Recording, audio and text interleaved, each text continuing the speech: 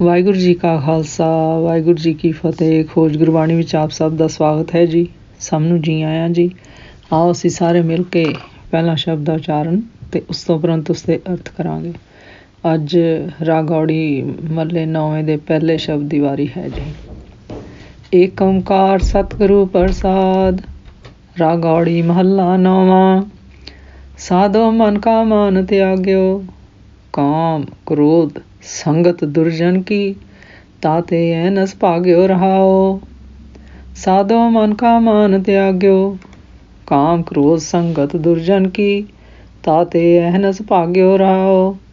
सुख दुख दोनों सम कर जाने, और मान अपमाना, हरख सोग ते रहे अतीता, तिन जग तत् पछाना। उस्तत निंदा दो त्यागे, खोजे पद निर्वाणा। जन नानक ये खेल कठन है, किनू गुरमुख जाना। उस्तत निंदा दो त्यागे, खोजे पद निर्वाणा। जन नानक ये खेल कठन है, किनू ਗੁਰਮੁਖ ਜਾਨਾ। ਇਸ ਸ਼ਬਦ ਵਿੱਚ ਗੁਰੂ ਜੀ ਸਾਨੂੰ ਕਹਿੰਦੇ ਹਨ ਕਿ ਗੁਰਮੁਖੋ, ਗੁਰਮੁਖ ਰੂਪ ਸਾਜਣੋ, ਤੁਸੀਂ ਆਪਣੇ ਮਨ ਦਾ ਗੁਰਸ਼ਬਦ ਗੁਰਬਾਣੀ ਨਾਮ ਸਿਮਰਨ ਅਪਣਾ ਕੇ ਆਪਣੇ ਮਨ ਦਾ ਹੰਕਾਰ ਛੱਡ ਦਿਓ ਜੀ। ਫਿਰ ਗੁਰੂ ਜੀ ਕਹਿੰਦੇ ਹਨ, ਜੋ ਕਾਮ ਕ੍ਰੋਧ ਅਤੇ ਸੰਗਤ ਦੁਰਜਨ ਕੀ ਭਾਵ, ਸੰਗਤ ਦੁਰਜਨ ਕੀ ਭਾਵ ਭੈੜੇ ਮਨੁੱਖਾਂ ਦੀ ਸੰਗਤ, ਅਤੇ ਇਸ ਦੇ ਅਸੀਂ ਵਿਕਾਰਾਂ ਦੀ ਵੀ ਕਹਿ ਸਕਦੇ ਹਾਂ ਕਿ ਅਸੀਂ ਵਕਾਰ ਪੈ ਕਾਮ ਕ੍ਰੋਧ ਲੋਭ ਹੰਕਾਰ ਉਹਨਾਂ ਦੀ ਸੰਗਤ ਕਰਦੇ ਹਾਂ, ਉਹ ਅਪਣਾਉਂਦੇ ਹਾਂ।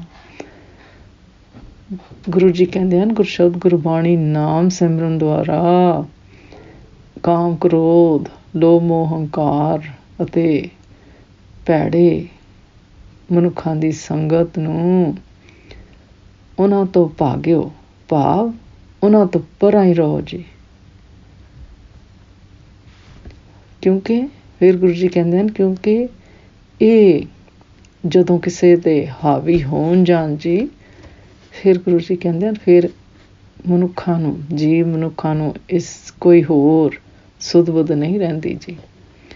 ਫਿਰ ਗੁਰੂ ਜੀ ਕਹਿੰਦੇ ਹਨ, ਜਿਹੜੇ ਗੁਰਮੁਖ ਦੋਨੋਂ ਸੁੱਖ ਦੁੱਖ ਦੋਨੋਂ ਸਮ ਕਰ ਜਾਣੇ, ਭਾਵ ਸੁੱਖ ਦੁੱਖ ਆਦਰ ਅਤੇ ਨਿਰਾਦਰੀ ਦੋਹਾਂ ਨੂੰ ਇੱਕੋ ਜਿਹਾ ਕਰਕੇ ਜਾਣਦੇ ਹਨ ਜੀ। ਭਾਵ ਇਹ ਸਮਝਦੇ ਹਨ ਜੀ ਕਿ ਜੋ ਕੁਝ ਵੀ ਸੁੱਖ ਦੁੱਖ, ਜੋ ਵੀ ਕੁਝ ਹੋ ਰਿਹਾ ਹੈ ਜੀ, ਆਦਰ ਜਾਂ ਨਿਰਾਦਰੀ, ਇਹ ਸਭ ਕੁਝ ਪਰਮੇਸ਼ਰ ਦੇ ਹੁਕਮ ਵਿੱਚ ਹੀ ਹੋ ਰਿਹਾ ਹੈ ਜੀ। ਅਤੇ ਤਾਂ ਹੀ ਇਹਨਾਂ ਤੋਂ ਅਸੀਂ ਨਿਰਲੇਪ ਰਹਿ ਸਕਦੇ ਹਾਂ ਜੀ।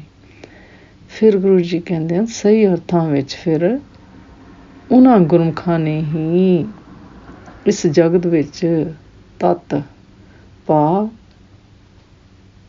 ਗੁਰਸ਼ਬਦ ਗੁਰਬਾਣੀ ਨਾਮ ਸਿਮਰਨ ਰੂਪ ਪਰਮੇਸ਼ਰ ਨੂੰ ਪਛਾਣ ਲਿਆ ਹੈ ਜੀ। ਭਾਵ ਜਿਹੜੇ ਗੁਰਮੁਖ ਗੁਰਸ਼ਬਦ ਗੁਰਬਾਣੀ ਨਾਮ ਸਿਮਰਨ ਦੁਆਰਾ ਆਪਣੇ ਵਿਕਾਰਾਂ 'ਤੇ ਕਾਬੂ ਕਰਕੇ ਪਰਮੇਸ਼ਰ ਨਾਲ ਲਿਵ ਲਗਾਉਂਦੇ ਹਨ ਜੀ, ਫਿਰ ਗੁਰੂ ਜੀ ਕਹਿੰਦੇ ਹਨ, ਉਹਨਾਂ ਨੂੰ ਇਹ ਸੋਝੀ ਹੋ ਜਾਂਦੀ ਹੈ ਜੀ ਕਿ ਜੋ ਵੀ ਉਹਨਾਂ ਦੇ ਜੀਵਨ ਵਿੱਚ ਵਾਪਰ ਰਿਹਾ ਹੈ ਜੀ, ਸੁੱਖ ਦੁੱਖ ਨਿਰਾਦਰੀ ਆਦਰ, ਇਹ ਸਭ ਪਰਮੇਸ਼ਰ ਦੇ ਭਾਣੇ ਵਿੱਚ ਹੀ ਹੋ ਰਿਹਾ ਹੈ ਜੀ।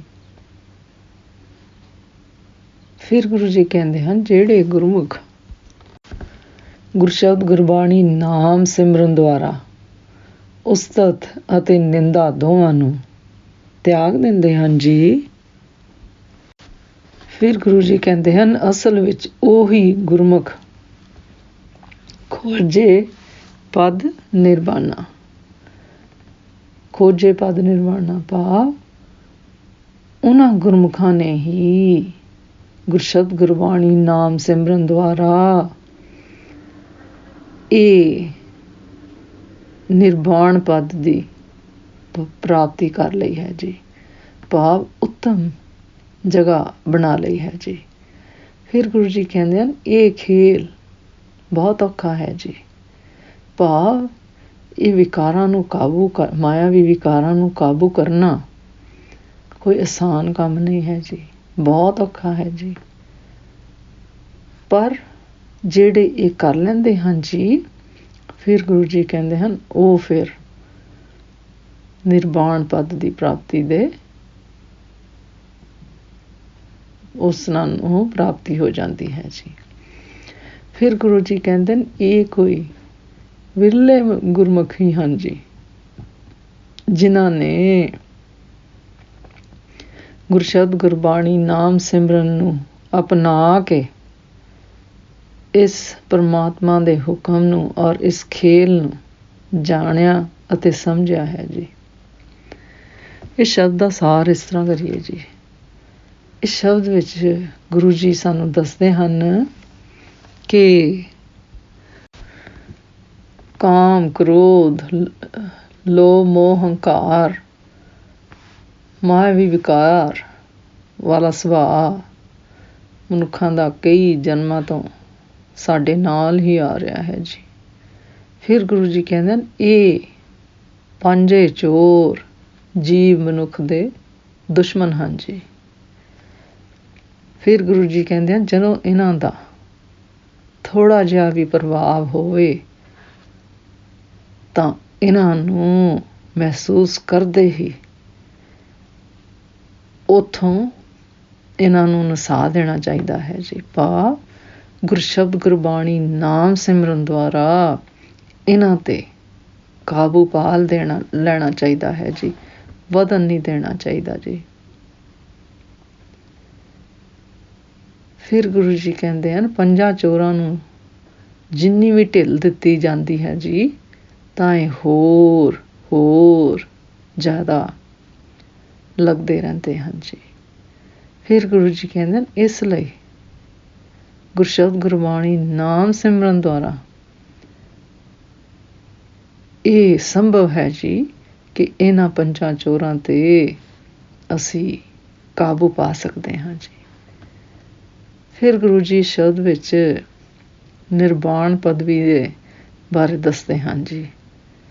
ਫਿਰ ਗੁਰੂ ਜੀ ਦੱਸਦੇ ਹਨ ਸੁੱਖ, ਦੁੱਖ, ਮਾਨ, ਅਪਮਾਨ, ਹਰਖ ਸੋਗ, ਉਸਤਤ, ਨਿੰਦਾ ਆਦਿ ਤੋਂ ਗੁਰਮੁਖ ਜੋ ਹਨ ਉਹ ਗੁਰਸ਼ਬਦ ਗੁਰਬਾਣੀ ਨਾਮ ਸਿਮਰਨ ਦੁਆਰਾ ਨਿਰਲੇਪ ਅਤੇ ਨਿਰਵਾਣ ਪਦ ਦੇ ਸੂਚਕ ਹਨ ਜੀ। ਫਿਰ ਗੁਰੂ ਜੀ ਕਹਿੰਦੇ ਹਨ ਜਿਸ ਤਰ੍ਹਾਂ ਇਸ ਸ਼ਬਦ ਦੀ ਇਸ ਪੰਕਤੀ ਵਿੱਚ ਗੁਰੂ ਜੀ ਦੱਸਦੇ ਹਨ ਜਨ ਨਾਨਕ ਕੇ ਖੇਲ ਕਟਨ ਹੈ ਕਿਹਨੂੰ ਗੁਰਮੁਖ ਜਾਣਾ, ਜਨ ਨਾਨਕ ਕੇ ਖੇਲ ਕਟਨ ਹੈ ਕਿਹਨੂੰ ਗੁਰਮੁਖ ਜਾਣਾ। ਤੋਂ ਸਾਨੂੰ ਇਹ ਸੇਧ ਮਿਲਦੀ ਹੈ ਜੀ ਕਿ ਇਸ ਪਦ 'ਤੇ, ਇਸ ਸਟੇਜ 'ਤੇ, ਜਗ੍ਹਾ 'ਤੇ ਕੋਈ ਵਿਰਲੇ ਗੁਰਮੁਖੀ ਅਪੜਦੇ ਹਨ ਜੀ। ਸੋ ਸਿਧਾਂਤ ਇਹ ਹੈ ਜੀ ਕਿ ਗੁਰੂ ਜੀ ਸਾਨੂੰ ਦੱਸ ਰਹੇ ਹਨ ਕਿ ਗੁਰਸ਼ਬਦ ਗੁਰਬਾਣੀ ਨਾਮ ਸਿਮਰਨ ਦੁਆਰਾ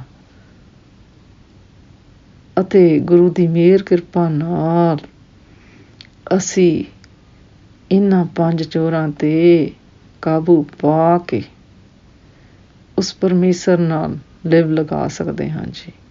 ਫਿਰ ਗੁਰੂ ਜੀ ਕਹਿੰਦੇ ਹਨ ਜਦੋਂ ਪਰਮੇਸ਼ਰ ਨਾਲ ਲਿਵ ਲੱਗ ਜਾਏ ਤੇ ਹਰ ਮੂਲ ਦੀ ਆਪਣੇ ਆਪ ਦੀ ਪਛਾਣ ਹੁੰਦੀ ਹੈ ਜੀ। ਫਿਰ ਜੀਵਨ ਵਿੱਚ ਆਦਰ ਨਿਰਾਦਰ, ਸੁੱਖ ਦੁੱਖ ਦਾ ਫਰਕ ਨਹੀਂ ਪੈਂਦਾ ਜੀ, ਕਿਉਂਕਿ ਉਹ ਗੁਰਮੁਖ ਫਿਰ ਇਹ ਸਮਝਦੇ ਹਨ ਜੀ ਕਿ ਜੋ ਵੀ ਕੁਝ ਹੋ ਰਿਹਾ ਹੈ ਜੀ ਉਹਨਾਂ ਦੇ ਜੀਵਨ ਵਿੱਚ ਇਹ ਸਭ ਉਸ ਪਰਮੇਸ਼ਰ ਗੁਰੂ ਦੇ ਭਾਣੇ ਵਿੱਚ ਹੀ ਹੋ ਰਿਹਾ ਹੈ ਜੀ। ਅੱਜ ਦਾ ਵਿਚਾਰ ਕਰਦਿਆਂ ਮੇਰੇ ਤੋਂ ਅਨੇਕਾਂ ਭੁੱਲਾਂ ਹੋਈਆਂ ਹੋਣਗੀਆਂ, ਉਸ ਵਾਸਤੇ ਮੈਂ ਖਿਮਾ ਦੀ ਜਾਚਕ ਹਾਂ ਜੀ। ਵਾਹਿਗੁਰੂ ਜੀ ਕਾ ਖਾਲਸਾ, ਵਾਹਿਗੁਰੂ ਜੀ ਕੀ ਫਤਿਹ।